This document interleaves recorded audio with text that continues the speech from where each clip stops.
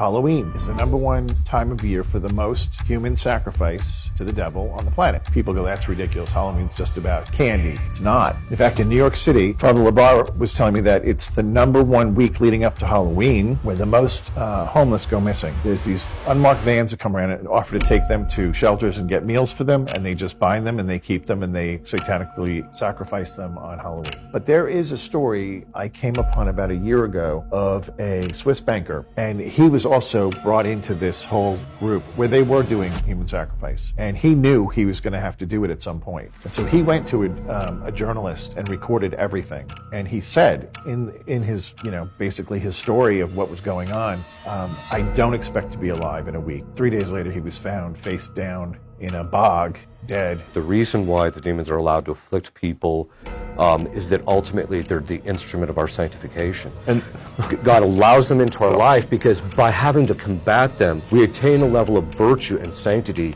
that we wouldn't. We would just be mediocre spiritually a lot of times. And in fact, some of the holiest people I've ever met were people who they're possessed, but then they start the spiritual battle, they start developing the virtue, and they become some of the holiest people I've met.